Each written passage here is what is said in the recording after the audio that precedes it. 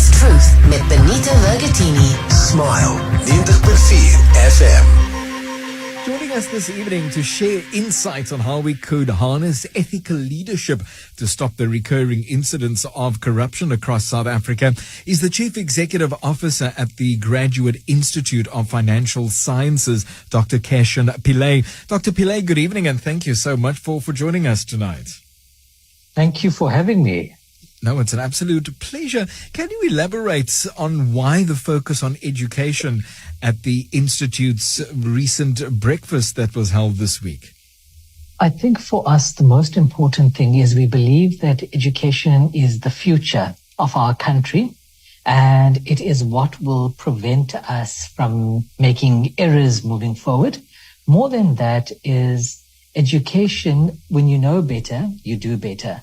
And I think our aim was to firstly ensure that. But the second thing and the most important aspect of it is in recent times we've seen the headlines around the corruption within the education space. For example, we have witnessed what's happening with NSFAS.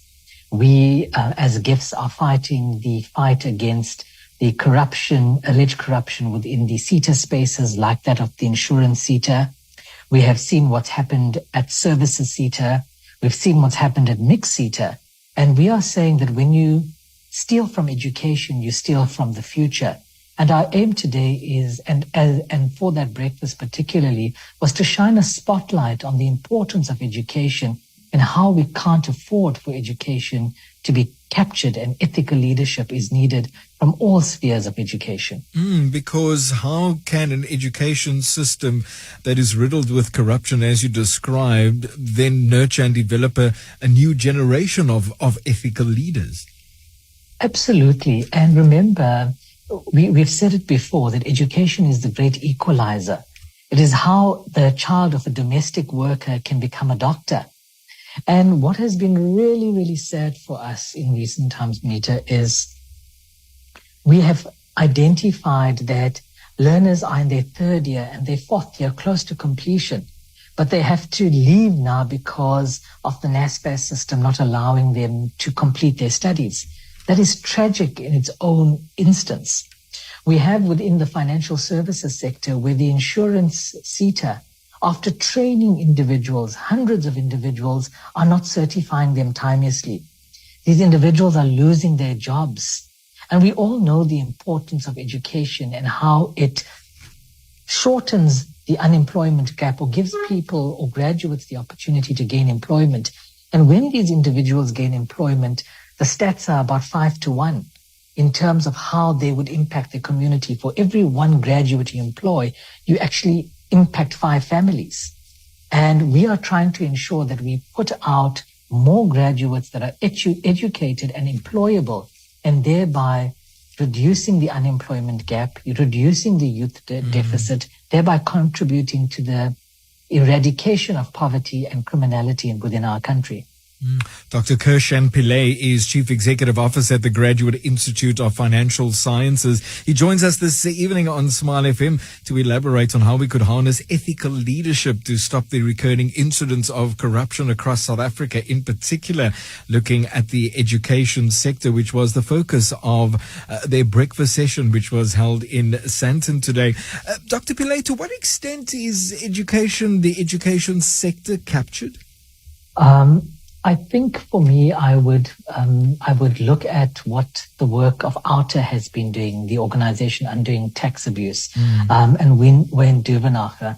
He has basically said it's a tsunami, and he compared it to state capture, and he says it paled in comparison to state capture, and that for me is a very, very scary thought. And being a financial services education provider and leading the sector in terms of financial services education, we can see firsthand the impact of corruption or alleged corruption in our sector alone. So based on those stats, it looks very scary. But I think we need to take it a step further and look at it from a macro perspective. Transparency International just launched their corruption index, or released their corruption index. South Africa has really fallen behind and has scored a 41 out of 100 in the corruption index. And that is mathematical, it is statistical, it is independent. And that is something as South Africans we really, really, really need to look at. To say that, how do we score 41 out of 100? Scary. And that has such repercussions, and one can see it potentially in the distrust of the citizens to leadership. How can that trust and ethical leadership then be advanced within our country? I think that's an excellent question. And the only way trust can be restored and ethical leadership can be restored is if we start creating a culture of trust and accountability. By holding those accountable for their wrongdoings, we will start to build a culture of trust. By valuing honesty, by valuing respect, by valuing transparency and ethical leaders is how we start to foster this relationship of trust and this new age or ethical leadership, and the confidence in our country will emerge. But more so as our ordinary South Africans, it will be very important for us to remember is to always do the right thing even when no one is watching. And we have a saying, and this is how we as an organization try to foster ethical leadership within our own organization and within our families, and therefore within our communities. And this is how it spreads. And our saying is very simple. It says, everything good starts with us and everything bad ends with us.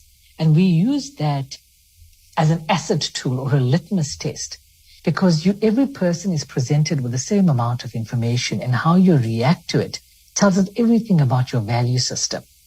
And that is our value system, that everything good starts with us and everything bad ends with us. And it gives leaders an opportunity to inspire others not only to do the right thing, but also to consider the kind of people they want to be, by just having such a broad statement. Everything good starts with you and everything bad ends with you. And you choose where you want to make that, how you make that decision. And it also doesn't absolve any of us, in fact, from playing our role in advancing ethical leadership in our own spheres of influence, because, as you point out clearly, we all have a role to play. And as much as we criticize the state of leadership within our country, we can do something to drive the type of leadership that we want to have. Spot on. I couldn't agree with you more. And that's it. We all have a moral obligation to drive that.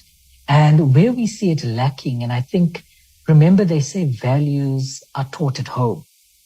So the education in human values is taught in your home by simple mannerisms, thank yous, please, teaching your child right from wrong.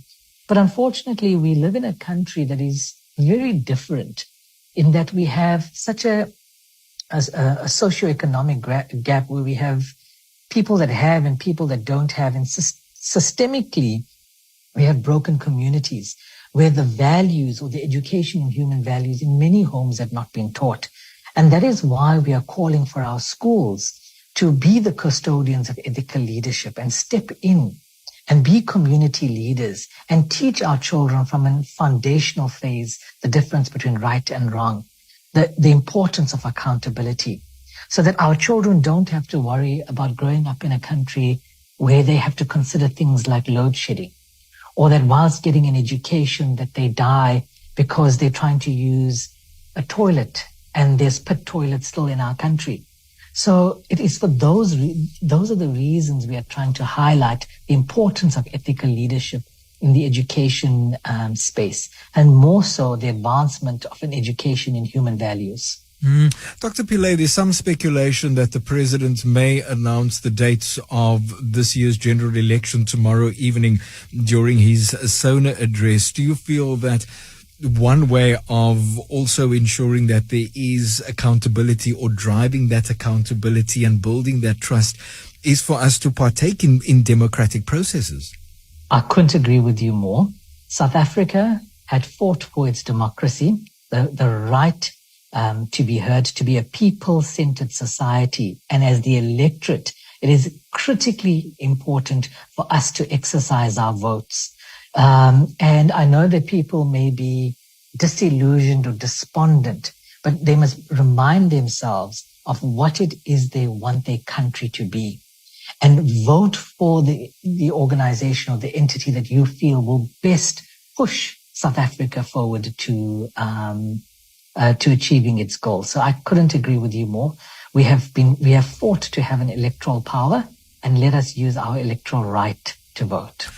Lastly, Dr. Pillay, what is the economic impact of investors seeing 41 out of 100 on the corruption index? That being said, it hasn't stopped investments within our country, but I'm just speculating that if that number was higher and that there was more of a drive towards stability and sustainability and ethical leadership, we would attract even greater investments. Very well spotted as well.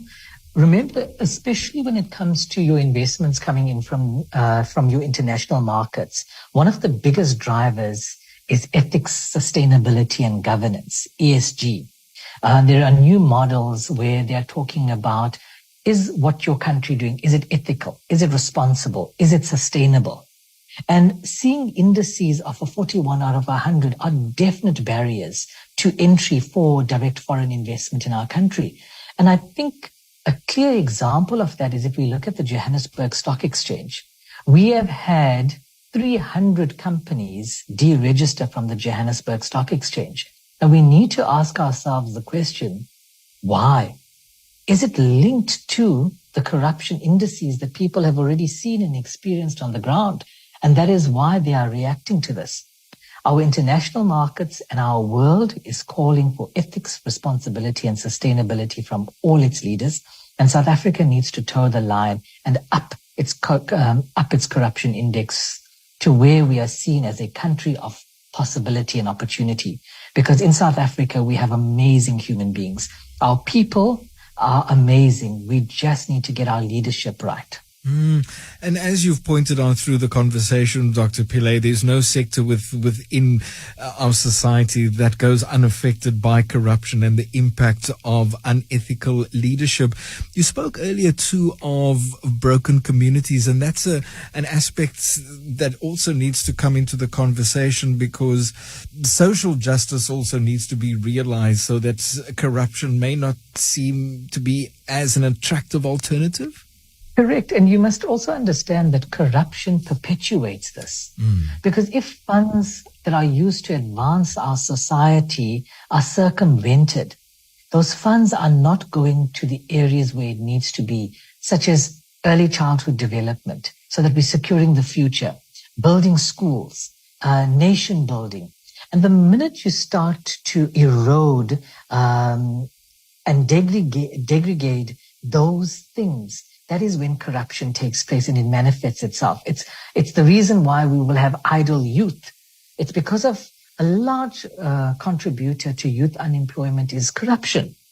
And if we had our youth actively participating in society, it will reduce our criminality events. So I agree with you. Dr. Pillay, this almost seems as if we're also running out of time, or there's a limited time frame for us to get our act together, if I can describe it that way.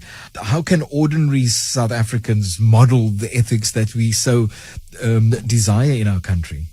I think you're very correct. I think we've actually run out of time, because we must remember something, that South Africa is going to be the future workforce of the world.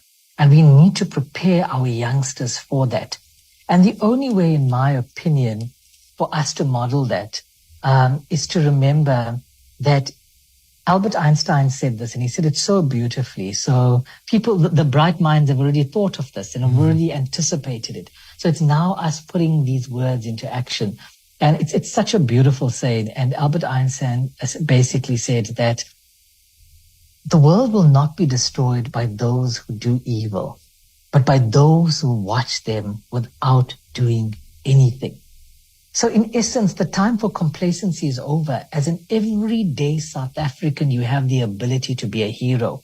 You have the ability to give hope to your family, to your friends, to your community, to your colleagues. So all you need to do is, no matter how hard it may seem, stand up for what's right. Because the world will not be destroyed by those who do evil, but by those who watch them without doing anything.